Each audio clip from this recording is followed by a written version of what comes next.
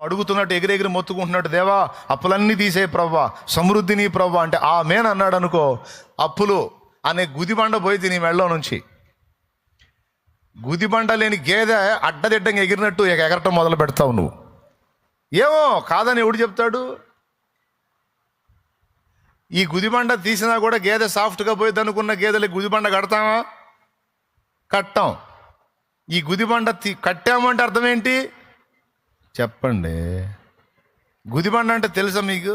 మెడలో ఒక కట్టె కడతారు, అది ఎగిరి గంతులు వేసింది అనుకో, ఇటు ఈ కాలు కొట్టిద్ది, అటు ఆ కాలు కొట్టిద్ది.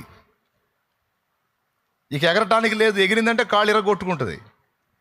కాబట్టి దాని వెయిట్ దెబ్బకి, ఎగిరితే కాళ్ళగా తగిలే కొట్టే దెబ్బకి సైలెంట్గా పోతుంటుంది గేదె. దాన్ని గుదిబండ అంటారు. అట్లాగా మనందరికీ ఎవడికి తగ్గ గుదిబండ వాడికి తగిలించి కూర్చోబెట్టాడు దేవుడు. దేవునికి స్తోత్రం కలుగును గాక. పెద్దగా చెప్పండి స్తోత్రం, సంతోషంగా చెప్పండి. ఒక్కొక్కళ్ళకి ఒక్కొక్క టైపు తగిలిచ్చాడు. లేకపోతే మాట వినడు మనిషి. తెలుసు దేవుడికి ఆ సంగతి. చాలామందికి వచ్చే డౌట్ అది, అన్న అన్యులు బాగా ఆశీర్వదించబడుతున్నారు కన్నా, అన్యుల్లో అసలు ఏందన్న అంత ఆశీర్వదించబడుతున్నారు? మనం క్రీస్తు రక్తంలో కడగబడి శ్రీమంతుడైన దేవుణ్ణి పెట్టుకొని మనం ఏందన్న దరిద్రతలో ఉంటున్నాం అంటే ఉంది. అందులో ఒక మ్యాటర్ ఉంది, సంగతి ఉంది. ఎందుకట్టా ఉంచుతున్నాడు దేవుడు అంటే, ప్రేమగా మనల్ని, మన ఎడల ప్రేమ కలిగి ఉన్నాడు కనుక, మనల్ని నిజంగా ప్రేమిస్తున్నాడు కనుక మనల్ని దేవుడు అలా ఉంచుతున్నాడు. అది మన మంచిది. కోటం అయ్యాక ఎవరన్నా అప్పులు తీరాలని ప్రార్థన చేయమన్నారంటే మర్యాదగా ఉండదు. దేవునికి స్తోత్రం, హల్లెలూయా. నీకు భక్తి జీవితం బాగుండాలా? అప్పుల నుంచి విడుదల కావాలా? భక్తి జీవితం బాగుండాలంటే రన్నింగ్లో ఉండాలి. మరి ఆ బరువు తీసేశాడంటే, ఆ బరువు తీసి నీకు సమృద్ధి ఇచ్చాడంటే, ఇప్పుడు శుక్రవారాలు కనపడుతున్నావు, ఇక ఆదివారం కూడా కనపడవు. ఏ టూర్లో ఉంటావో, ఏడ తిరుగుతుంటావో తెలియదు ఇక. ఎందుకంటే చాలామందిని చూస్తున్నాలే, అందుకని చెబుతున్నాను నేను. దేవునికి మహిమ కలుగును గాక. అందుకే కృపగల దేవుడు మనము పాడు కాకుండాన్నట్లు, సొదొమ గొమొర్రాలోని వ్యక్తుల వలె, నోవహు దినములలోని వ్యక్తుల వలె మనం భ్రష్టులము కాకుండాన్నట్లు, నాశనము కాకుండాన్నట్లు, భక్తిహీనులము కాకుండాన్నట్లు మనల్ని ప్రేమించే కొన్ని రకాల ఒత్తిళ్ళు మన మీద ఉంచాడు ఆయన. ఎంత ప్రేమిస్తున్నాడో చూడండి. నేను ప్రేమించు వారిని అందరినీ గద్దించి శిక్షించుచున్నానన్నాడు యేసయ్య. ప్రకటన గ్రంథం 3వ అధ్యాయం 19వ వచనం. ప్రేమించు వారిని అందరినీ, నేను ఎవరిని ప్రేమిస్తున్నానో నేను ఎవరిని ప్రేమిస్తున్నానో వాళ్ళని ఏం చేస్తున్నానో చూడండి అంటున్నాడు. చూడు అక్కడ, నేను ప్రేమించు వారిని అందరినీ గద్దించి శిక్షించుచున్నాను. ఏమయ్యా, ప్రేమించే వాళ్ళకి నొప్పి తగలకుండా చూసుకుంటారు కానీ గద్దించి శిక్షించడం ఏమిటాయా?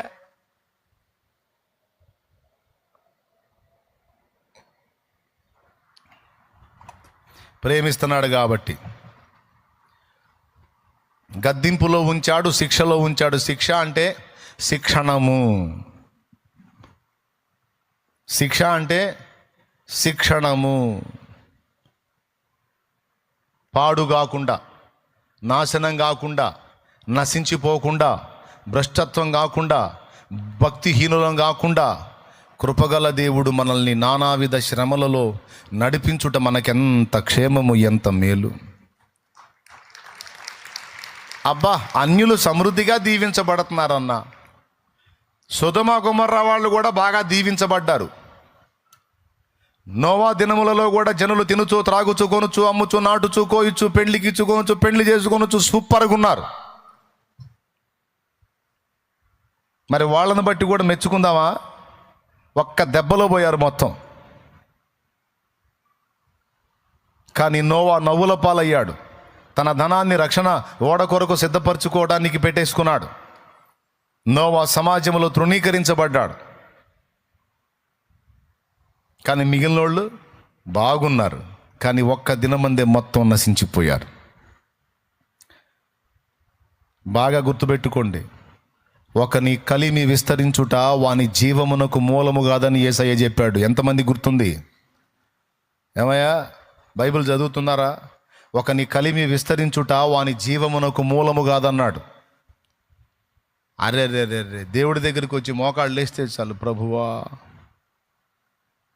ఖచ్చితంగా ప్రార్థన ముగించేలోపు ఒక్క ముక్కన సరే సమృద్ధి దయచేయి ప్రభువా, సమృద్ధి దయచేయి, కరువు అన్నది లేకుండా చేయి ప్రభువా, ఆర్థికపరమైన ఆశీర్వాదం దయచేయి ప్రభు అని అడగకుండా లెగుస్తావు. నా దేవుడికి తెలుసు ఎంతవరకు నీకు బరువు ఉంచాలో, నీ బరువుని ఎప్పుడు తొలగించాలో నా దేవుడికి తెలుసు. నువ్వేం గందరగోళం కావాల్సిన అవసరంలా, ఇబ్బంది పడాల్సిన అవసరంలా. కొంతమంది ఒక పక్క అప్పులు పెట్టుకుంటారు, ఒక పక్క ఆస్తులు పెట్టుకుంటారు. ఒక పక్క అప్పులు పెట్టుకుంటారు, ఒక పక్క ఆస్తులు పెట్టుకుంటారు. మనశ్శాంతి పాడు చేసుకుంటారు. పోతే పోయినాయి ఆస్తులు, అవసరమైతే తెగనమ్మి నీ మీద బరువు తీసేసుకో. ఆస్తులు లేకపోయినా ఉండటానికి తినటానికి అంత ఆహారం దొరికి ప్రశాంతంగా నెమ్మదిగా నీ బతుకు సాగిపోతే స్తోత్రం. అలా కాకుండా నీవు సమృద్ధి చేత నింపబడి తినుచు త్రాగుచు కొనుచు అమ్ముచు అన్న మెట్టికి వెళ్ళిపోయావంటే చివరికి వాళ్ళ అంతస్తులోకి వెళ్ళిపోతావు, దేవుని ఉగ్రతకు పాత్రమవుతావు. ఇప్పుడు నేను చెప్పిన విషయాలన్నీ మీకు బైబిల్లోనే చూపించా. ఈ మాట కూడా నేను ఇందాక మూలవాక్యంలో చదివించిన దానిలో ఉంది. తిండి వలనను, మత్తు వలనను, ఐహిక విచారముల వలనను మీరు మందులు కాకుండా చూసుకోండి అన్నాడు. మందులు అంటే మందబుద్ధి గలవారు కాకుండా చురుకుగా ఉండేటట్టు చూసుకోండి అన్నాడు. అంటే 3 విధాలుగా మన మత్తులం కావద్దు. తిండి వలన మత్తులము, అలాగే మత్తు పదార్థాల వలన మత్తులము, 3వది ఐహిక విచారములనే మత్తు, ధనమోసం అనే మత్తు. ఐహిక విచారాలు ఇక చాలా మత్తులు ఉన్నాయి. ఈ మత్తులలో మీరు మందులు కాకుండా చూసుకోండి అన్నాడంటే ఆ దినములలో అనేకులు అలాంటి మత్తులోకి వెళ్ళిపోయే అవకాశం ఉందని ప్రభు చెప్పకనే చెప్తున్నాడు. ఈ మాట దగ్గర ఎంతమందికి అర్థమవుతుంది నేను చెప్పేది? విలయాలు ఒక పక్క, భూకంపాలు ఒక పక్క, యుద్ధాలు ఒక పక్క, పరిశుద్ధులకు హింసలు ఒక పక్క, ఇవన్నీ కాక రాను రాను రాను మానవ నాగరికత అభివృద్ధి చెంది అందరికీ కూడా సమృద్ధిగా డబ్బు రాబోతుంది, సమృద్ధిగా సుఖాలు అందుబాటులోకి రాబోతున్నాయి. ఒకప్పుడు మనుషుల యొక్క నగ్న చిత్రాలు చూడాలంటే సినిమా హాళ్లకు వెళ్ళేవాళ్ళు, ఆ చిత్రాలు సినిమా హాళ్ళు ఉంటే అక్కడికి వెళ్ళి చూసేవాళ్ళు. ఈరోజు అందరి చేతుల్లో సెల్ ఫోనుల్లో నగ్న చిత్రాలు అందుబాటులోకి వచ్చాయి. ఎంత సౌకర్యం వచ్చేసింది! మనుషుల చేతుల్లోకి అందుబాటులోకి వచ్చిన తర్వాత పసి పిల్లలని కూడా చూడకుండా దారుణాలు చేస్తూ ఉన్నారు. సంవత్సరం బిడ్డల్ని కూడా పాడు చేసేటువంటి నీచ సంస్కృతి పెరిగింది. ఎందుకు ఇంత విచ్చలవిడిగా అయిపోయింది? బయటికి వచ్చేవి కొన్ని, బయటికి రానివి ఎన్నెన్నో. ఇంత హేయమైనటువంటి పరిస్థితిలోనికి సమాజం దిగజారిపోతుంది. మన కళ్ళ ముందు చూస్తున్నాం. ఇవి రాను రాను రాను రాను మనుషులకి ఈ సౌకర్యాలు, ఈ భోగాలు ఎక్కువైపోతాయి. ఇప్పుడు చేతిలో వచ్చింది పాప ప్రపంచమంతా. ఒకడు పూర్తిగా నాశనం కావాలన్నా సెల్ ద్వారానే, ఒకడు రక్షణ పొందే ఛాన్స్ కూడా ఆ సెల్ ద్వారానే ఉంది. మనం ఎలా వాడుతున్నామో ఆ విధంగా అది మనల్ని నాశనం చేయడానికి కానీ లేదా మనల్ని బ్యాలెన్స్ చేయడానికి కానీ అది ఉపయోగపడుతుంది. రాను రాని సౌకర్యాలు ఇంకా ఎక్కువై మనుషులంతా కూడా నాశనం అవటానికి సిద్ధమైపోయే పరిస్థితి ఉందని ప్రభువారు తన గ్రంథమందు రాయించాడు. ఇవన్నీ మీకెందుకు చెప్తున్నానంటే ఆ దినము సమీపించే కొలది మీరు మెలకువగా ఉండండి అని కొన్ని మాటలు చెప్పాడు. దాన్ని మీ దృష్టిలోనికి తీసుకొస్తున్నా. దేవుడు తన పరిశుద్ధులను ఆయన బ్యాలెన్స్ చేసుకుంటాడు. మళ్ళీ చెప్తున్నా, దేవుడు తన పరిశుద్ధులను ఆయన బ్యాలెన్స్ చేసుకుంటాడు. ఆ బ్యాలెన్స్లో భాగంగానే లోకమంతా భోగాలలో మునిగిన మనల్ని అయితే శ్రమ కొలిమిలో ఉంచుతాడు. ఏంటి అని పాయింట్అవుట్ చేయకూడదు దేవుణ్ణి. నీ తండ్రి చేయు శిక్షను తృణీకరింపవద్దు అన్నాడు. నాకే ఎందుకు ఇలా, లోకమంతా బాగుంది, నాకే ఎందుకు ఈ బాధలు, నాకే ఎందుకు ఈ సమస్యలు, నాకే ఎందుకు ఈ శోధనలు, నాకే ఎందుకు ఈ అప్పులు, నాకే ఎందుకు ఈ అవమానాలంటే నీకే రక్షణ కార్యం జరిగింది. నీవే నిత్య జీవమునకు నిర్ణయించబడ్డావు. నీవే జీవగ్రంథంలో పేరు సంపాదించుకున్నావు. నీవే దేవుని రాజ్య వారసురాలివయ్యావు. నీవు నీ కుటుంబం రక్షణ మార్గంలో ఉంది. అందుకే నిన్ను దేవుడు ప్రత్యేకంగా ట్రీట్ చేస్తున్నాడు.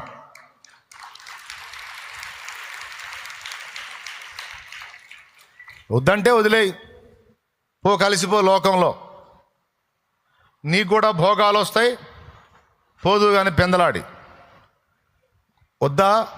అట్లయితే నా తండ్రి చేతి కింద ఆయన శిక్షణలో క్రమముగా ఎదుగు, భద్రముగా ఉంటావు. 3 సంగతులు చెప్పాడు మత్తు కలిగించేవి. తిండి వలన మత్తు, మత్తు పదార్థాల వల్ల మత్తు, ఐహిక విచారాల వల్ల మత్తు కలుగుతుంది. ప్రపంచమంతా కూడా ఈ మత్తులోకి వెళ్ళబోతుంది. నా పిల్లలారా మీరు జాగ్రత్త అన్నాడు. మీరు ఆ మత్తులోకి వెళ్లకుండా, మందులు కాకుండా ఆయన ప్రత్యక్షమైనప్పుడు ఆయన ఎదుట నిలవబడుటకు శక్తి గలవారగునట్లు ఎల్లప్పుడూ ప్రార్థన చేయుచు మెలకువగా ఉండుడి అన్నాడు. దేవునికి స్తోత్రం కలుగునుగాక. మెలకువ అంటే ఏంటి? చురుగ్గా ఉండండి, మత్తులై ఉండకండి, మంపుగాళ్ళై ఉండకండి, మందులై ఉండకండి. జాగ్రత్త. సమాజములో కొన్ని సంభవాలు కనపడుతున్నప్పుడు లేఖనములు నెరవేరుతున్నాయని నీ బల్బు వెలగాలి. మధ్యప్రాచ్యములో జరుగుతున్నటువంటి, ఇజ్రాయెల్లో జరుగుతున్న మార్పులను బట్టి మనకు బల్బు వెలగాలి. క్రైస్తవ సమాజం మీద దుర్మార్గులు చేస్తున్నటువంటి చర్యలను బట్టి మనకు బల్బు వెలగాలి. ప్రపంచంలో జరుగుతున్న ప్రకృతి వైపరీత్యాలు చూసినప్పుడు మనకు బల్బు వెలగాలి. ఇవన్నీ దేవుడు తన గ్రంథమందు రాయించాడు. ఇవన్నీ జరుగుతున్నప్పుడు లేఖనములు నెరవేరుచున్నవి గనుక అమ్మో నేను జాగ్రత్తగా ఉండాలి, నా ఇంటి వారిని జాగ్రత్త చేసుకోవాలి, నా భక్తి జీవితాన్ని, ఆత్మీయ జీవితాన్ని, పవిత్ర జీవితాన్ని, పరిశుద్ధ జీవితాన్ని, ప్రార్థనా జీవితాన్ని, ఆత్మీయ జీవితాన్ని భద్రం చేసుకోవాలి. నేను భక్తిహీనతలోకి వెళ్ళకూడదు, నా ఇంటి వారు భక్తిహీనతలోకి వెళ్ళకూడదు. మేమంతా దేవుని యందు భయభక్తులు కలిగి నోవహు కుటుంబం వలె మేము జాగరూకులమై ఉండాలి. మెలకువగా ఉండండి అంటే నోవహును చూసి నేర్చుకోవచ్చండి. అంతా చెడిపోతున్నా సరే నోవా ఫ్యామిలీ మాత్రం భక్తిని కోల్పోలేదు. నోవా తన ఇంటి వారిని భక్తిలో కట్టుకున్నాడు, ఆత్మీయతలో కట్టుకున్నాడు, దేవుని యందు విశ్వాసంలో కట్టుకున్నాడు. తన భార్యని, 3 కొడుకుల్ని, కోడళ్ళని, మొత్తం 8 మంది. ఒకవేళ నోవా బ్యాలెన్స్గా ఉండకపోతే మొత్తం చెడిపోయేవాళ్ళు, వాళ్ళు కూడా 7. మరి అంతే కదండి, చుట్టూ సమాజం అంతా చెడిపోయినప్పుడు నోవా ఒకడు భక్తిలో నిలిచి సరిపోతుంది. నోవా ఒకడు భక్తిలో నిలిచి తన ఇంటి వారందరినీ ఆ భక్తిలో బ్యాలెన్స్ చేసుకున్నాడు. నీ కుటుంబం అంతా ఆత్మీయంగా భక్తిగా ఉంటే దేవునికి స్తోత్రం. లేకపోతే కనీసం నువ్వైనా నిలిచి నీ కుటుంబాన్ని హెచ్చరించుటలో, వారిని గద్దించుటలో, బుద్ధి చెప్పుటలో, వారిలో భక్తిహీనత ప్రవేశించకుండా వారిని కాచుకున్నటలో నువ్వు మెలకువగా ఉండాలి. ఓ తల్లి, ఓ తండ్రి, ఓ అన్న, ఓ తమ్ముడు, ఓ కుమారుడా, ఓ కుమారి, జరుగుతున్న సంభవాలన్నీ చూస్తున్నప్పుడు మన దాకా రాలేదులే, మన దగ్గర జరగలేదులే అని ఒకవేళ టీవీ ఛానల్లో వస్తున్న ప్రోగ్రామ్స్ చూసి ఎంజాయ్ చేస్తున్నారేమో. ఆ సంభవాలు మన దగ్గర జరుగుతాయి. అప్పుడు ఎలాంటి పరిస్థితి ఉంటుందో ఊహించండి. మన దగ్గర జరిగితే, అదే ప్లేస్లో మనం ఉంటే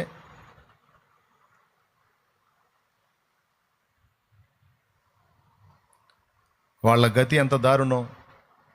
3 నుంచి 5 వేల శవాలు ఇంకా బయటికి తీయలే. కుటుంబాలే గృహాల్లో అలాగూ సజీవ సమాధి అయిపోయారు. ఊహించండి ఒక్కసారి ఆ సన్నివేశాలని. ఫ్యామిలీ మొత్తం అందులోనే, ఫ్లాట్లోనే అవుట్. ఏ అపార్ట్మెంట్లో వాళ్ళు నివాసం ఉంటున్నారు. అపార్ట్మెంట్ అంత స్టేర్లు కదా, స్టేర్లు బిల్డింగ్లు కదా, పేక మెడల నిలువున కుప్పకూలిపోతే కుటుంబాలు అందులో సజీవ సమాధి అయిపోయినాయి. వాటి నుంచి ఆ శిథిలాల్లోంచి శవాలను బయటికి తీసే పరిస్థితి కూడా లేదు.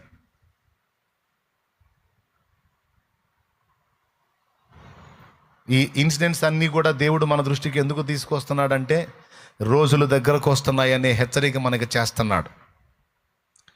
రెండవ మాట ఏమన్నాడంటే, ఒక పక్క ఇవి జరుగుతున్నా మరో పక్క అభివృద్ధి చెందుతుంది, అందరికీ పైసలు వస్తాయి కనుక మత్తులు అవుతారు కనుక అది మీకు ప్రాప్తించకుండా జాగ్రత్త పడండి అని చెప్పాడు. నీకెంత సౌండ్ వచ్చినా, నీకు ఎన్ని పైసలు వచ్చినా సరే, నువ్వు నీ జీవన విధానం బ్యాలెన్స్ కోల్పోవద్దు. నీ వ్యవహారంలో మార్పులు రానియొద్దు, దీన మనసును పోనీయొద్దు, భక్తిహీనత రానియొద్దు అని దేవుడు హెచ్చరిక చేస్తున్నాడు. దీన్ని ఎరిగి ఉండుట మెలకువ. తర్వాత ఏమన్నాడు? మందులు కాక ఆయన ఎదుట నిలవబడుటకు శక్తి గలవారగునట్లు అన్నాడు. చూడు, ఆ దినము భూమి అనంతటా నివసించు వారందరి మీదకి అకస్మాత్తుగా వచ్చును. కాబట్టి మీరు జరగబోవు వీటి నెలను తప్పించుకొని, అదిగో జరగబోవు వీటి నెలను తప్పించుకొని మీరు తప్పించుకొని మనుష్య కుమారుని ఎదుట నిలవబడ్డకు శక్తి గలవారగునట్లు ఎల్లప్పుడూ ప్రార్థన చేయుచు మెలకువగా ఉండుడని చెప్పాను. మనుష్య కుమారుని ఎదుట నిలవబడటానికి మనకు శక్తి కావాలట. పుట్నోట్లో పాత్రలమని ఎంచబడినట్లు అన్నాడు, కానీ శక్తి గలవారంటేనే బాగుంది. ప్రభు ఎదుట నిలవబడుటకు శక్తి గలవారగునట్లు 2 చేయమన్నాడు. 1 ప్రార్థన చేయమన్నాడు, 2 మెలకువగా ఉండమన్నాడు. హల్లెలూయా. ఏం చేయమన్నాడు? ప్రార్థన చేయమన్నాడు. ప్రార్థన అంటే ఏముందిలే అనుకుంటాం మనం. చాలా విషయాలకు ప్రార్థన అవసరమైనది. అందులో మొన్న ఆ మధ్య చెప్పాను, ప్రభువా మేమెందుకు ఆ దయ్యమును వెళ్ళగొట్టలేకపోతేమని శిష్యులు అడిగారు ప్రభువుని. మార్కు సువార్త 9వ అధ్యాయములో, విశ్వాసము లేని మూర్ఖతరము వారలారా, నేను ఎంతకాలము మీతో కూడా నుందును, ఎంతవరకు మిమ్మును సహింతును, వానిని నా యొద్దకు తీసుకొని రండి అన్నాడు ఆ దయ్యం పట్టినటువంటి చిన్నోడిని.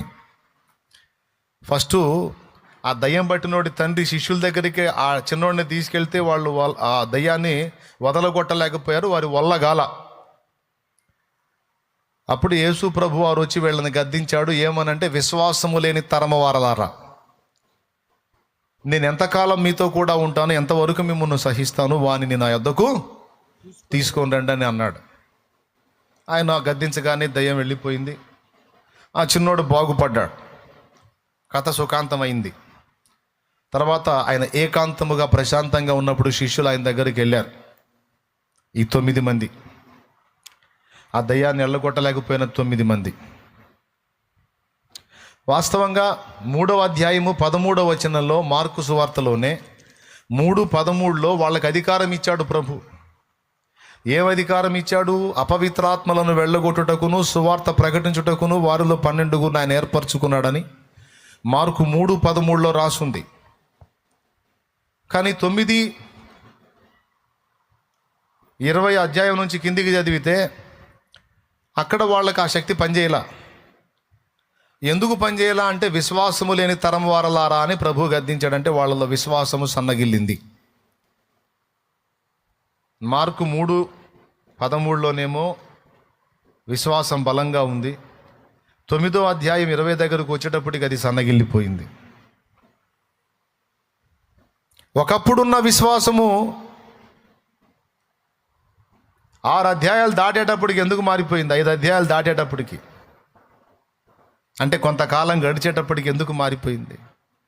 ఒకప్పుడు ఈ 12 వెళ్ళి దయ్యాలను వెళ్ళగొట్టారు, రోగుల్ని స్వస్థపరిచారు, సంతోషంగా వచ్చి ప్రభువుకు చెప్పారు, ప్రభువా నీ నామమున దయ్యాలు లోబడుతున్నాయని. మళ్ళీ మిగిలిన టీం కూడా వచ్చి చెప్పారు. 70 మంది. ఈ 12 చేశారు, ఆ 70 మంది చేశారు.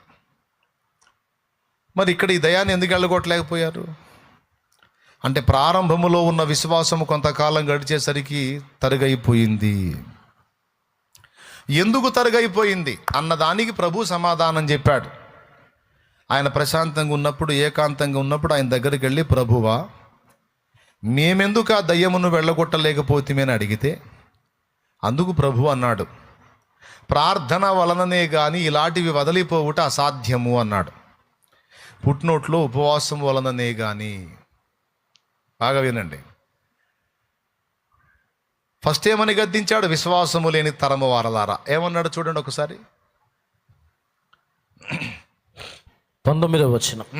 అందుకు ఆయన, విశ్వాసము లేని తరము వారులారా, నేను ఎంతకాలము మీతో నుందును, ఎంతవరకు మిమ్మను సహింతును, వానిని నా యొద్దకు తీసుకుని రండని వారితో చెప్పగా. అంటే దయ్యం ఎందుకు పోలేదు? ఒకదానికోటి లింక్ చేద్దాం. దయ్యం ఎందుకు పోలేదు? విశ్వాసము లేనందున పోలేదు అని అక్కడ చెప్పాడు. విశ్వాసము లేనందున అది పోలేదని అక్కడ చెప్పాడు. విశ్వాసం ఉంటే దయ్యం పోయిద్దా? పోయిద్ది. దయ్యమే కాదు, కొండ కూడా విశ్వాసము గలవాడు ఆజ్ఞాపిస్తే కొండ వెళ్ళి సముద్రంలో పడుతుంది అన్నాడు. కొండే వెళ్ళి సముద్రంలో పడ్డప్పుడు దయ్యం పోదా? పోయిద్ది. అంటే వీళ్ళకి దయ్యం ఎందుకు పోలేదంటే మీకు విశ్వాసం తరుగైంది. విశ్వాసం ఎందుకు తరుగైందంటే చెప్తున్నాడు, ప్రార్థన లేమి వలన. అది ఏమన్నా అర్థమైందా? అంటే ఒకదానికొకటి లింక్ ఉంది. ఏదైనా మనకు లోబడాలి, ఏదైనా మనం గద్దిస్తే వెళ్ళిపోవాలి, పరిస్థితులు మారిపోవాలి. ఓకే, అది జరగాలంటే నీకేం కావాలన్నాడు? విశ్వాసము కావాలన్నాడు. దెయ్యాలు వెళ్ళిపోవాలంటే ఏం కావాలి? పెద్దగా చెప్పండి, ఏం కావాలి? దీనికి మీకు ఇంకొక నిరూపణ అపోస్తల కార్యం 19వ అధ్యాయం. అపోస్తల కార్యం 19వ అధ్యాయం. స్కేవా అనే వానికి కొడుకులు ఉన్నారు. పౌలు దెయ్యాలను వెళ్ళగొడుతున్నప్పుడు చూశారు వీళ్ళు. పౌలు దెయ్యాలను వెళ్ళగొడుతున్నప్పుడు చూసి ఎట్లా వెళ్ళగొడుతున్నాడు దెయ్యాలనని కనిపెడితే పౌలు ఏం లేదు, ఏ అపవిత్రాత్మ, ఏ సునామం ఆజ్ఞాపిస్తున్నాను వాడిని వదిలిపెట్టి పో అంటే వెళ్ళిపోతుంది అది. ఏ దురాత్మ, ఏ సునామం ఆజ్ఞాపిస్తున్నాను ఆ బిడ్డని విడిచి వెళ్ళావు అంటే వెళ్ళిపోతుంది. సింపుల్, చాలా సింపుల్. బాగా 4-5 సార్లు కనిపెట్టారు వీళ్ళు. పౌలు ఎప్పుడన్నా చూడు, ఏ సునామంలో ఏ సునామంలో ఏ సునామంలో ఏ సునామంలో అంటున్నాడు కదా, బాగా కనిపెట్టారు. కనిపెట్టి వీళ్ళు కూడా ఒక ఆఫర్ కోసం ఎదురు చూస్తున్నారు, దెయ్యం ఏడన్నా దొరికిద్దేమో అని. వీళ్ళ ఆశ ఫలించి దెయ్యం పట్టినోడు ఒకడు దొరికాడు వాళ్ళకి. అమ్మయ్య, మన ఆశ ఫలించిందిరా, మనం ఇప్పుడు మంత్రప్రయోగం చేద్దాం. ఏంటి మంత్రప్రయోగం? యేసునామ ఉచ్చాటన. ఉచ్చాటన అంటే మంత్రించుట. ఆయన పట్టుకొని మొత్తం రౌండ్ వేశారు. ఎంతమంది స్కేవ కొడుకులు? 7 రౌండ్ వేశారు. మధ్యలో దెయ్యం పట్టినోడు. ఈ మొత్తం కలిసి ఆ దెయ్యం పట్టినోడిని అంటున్నారు, ఏయ్ దయ్యమా, ఏ సునామంలో ఉచ్చాటం చేస్తున్నాం, మంత్రిస్తున్నాం, పో అన్నారు. అది బోలా. అప్పటిదాకా ఎగిరి కేకలేసేది, వీళ్ళు ఈ మాట అనగానే వాళ్ళందరూ మొఖాలకి వెళ్ళి చుట్టం మొదలుపెట్టింది. సైలెంట్ అయి, అబ్బో సైలెంట్ అయింది రో అంటే ఏందిరా అంది. అర్థం కాలేదా? ఏ సునామంలో ఉచ్చాటం చేస్తున్నాం, పో. ఇంకొకటి అన్నాడు, రే ఏసో దానికి అర్థమై సావలేదేమో, మ్యాటర్ క్లారిటీ ఉండాలిరా. పౌలు ప్రకటించే నామము యేసునామం, పౌలు ప్రకటించు నామము యేసునామం, ఆ నామంలో పో అన్న. ఇక అది గంతులేసి 2 పట్టుకుంది. 7 మీద ఎగబడితే 5 పరారు. 2 చిక్కారు, 2 చేతులకి 2 చిక్కినట్టు ఉన్నారు. దాన్ని బైబుల్లో రాసుంది. కావాలంటే ఇంట్రెస్ట్ ఉంటే ఇంటికి పోయి చదువుకోండి. అపోస్తల కార్యం 19వ అధ్యాయం. బట్టలు ఊడిన దాకా దాన్ని ఉంది. ఆ దయ్యము పట్టిన వాడు ఎగిరి వారి మీద పడి వారిలో 2 లొంగదీసి గెలిచినందుచేత వారు దిగంబరులై గాయము తగిలి ఆ ఇంట నుండి పారిపోయిరి. వీళ్ళు చూడు, అసలు దెయ్యం పట్టిన ఏకంగా ఇంట్లో తెచ్చుకున్నారు. ప్రయోగం చేద్దాం తన్నులు తినటానికి. దిగంబరులు అంటే ఏందో తెలుసా? ఒంటి మీద నూలు పోగు లేకుండా పరిగెత్తారు. అంటే వాళ్ళ వస్త్రాలన్నీ చించి గందరగోళం చేస్తే దిగంబర్లే పారిపోయారు, గాయాలు పాలై. అంటే అంత పచ్చడయ్యేటట్టు దన్నింది ఆ దయ్యం, ఇద్దరిని దన్నింది. పౌలు ఆజ్ఞాపిస్తే పారిపోయింది, యేసయ్య ఆజ్ఞాపిస్తే పారిపోయింది. ఇంత మాట కూడా అడ్డు చెప్పలా, ఎదురు తిరగల. ఏయ్ ఓ యేసు నామంలో అంటే వెళ్ళిపోయింది. మరి అదే నామాన్ని వీళ్ళు ఉపయోగించి ఇల్లు దన్నులు చెందారింది.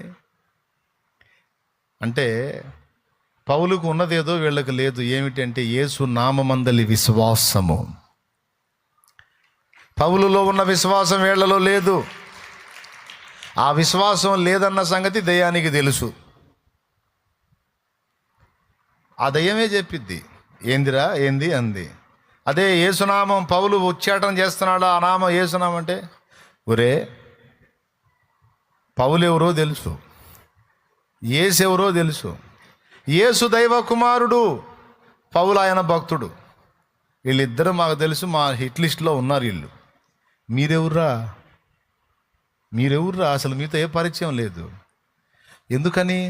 వీళ్ళు దేవుని సంబంధులు కాదు, క్రీస్తు రక్తంలో కడగబడలేదు, ప్రభువునందలి విశ్వాసం ఉంచలేదు, యేసు నామం ఒక మంత్రం అనుకున్నారు.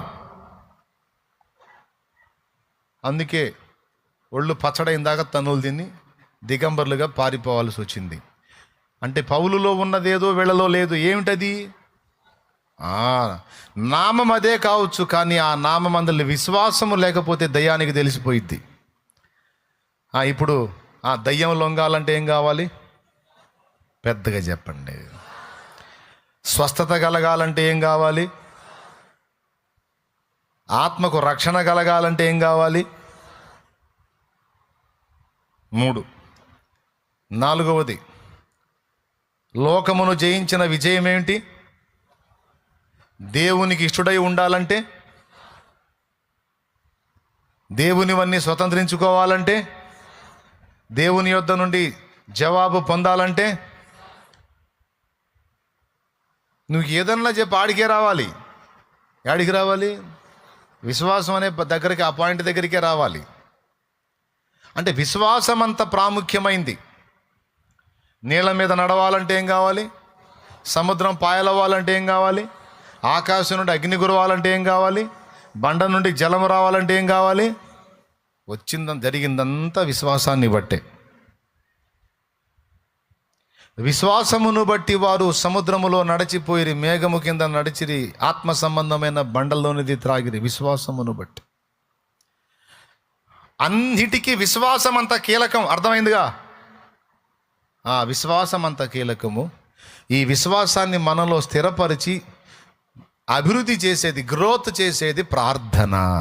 అది ప్రభువు నేర్పింది. ఏమైనా అర్థమైందా? ఏంటిది అది? ప్రార్థన. ప్రార్థన చేయుట ద్వారా ఏమేమి జరిగిద్ది అంటే విశ్వాసము బలాభివృద్ధి పొందిద్ది. అందుకే వాడు శత్రువైన సాతాను మన ప్రార్థనా జీవితాన్ని దెబ్బకొడతాడు ఎక్కువ. అది ఏమైనా అర్థమవుతుందా నేను చెప్పేది? దేని దెబ్బ కొడతాడు? దేనికి లేనంత శోధన ప్రార్థనా జీవితానికి ఉంటుంది బిడ్డలారా. ప్రార్థన లైన్లో ఉంటే విశ్వాసం ఎదుగుతూ ఉంటుంది. మొక్కకి నీళ్లు పోసామనుకో ఎదుగుతూ ఉంటుంది. మన విశ్వాసం అనే మొక్కకి నీరు లాంటిదే ప్రార్థన.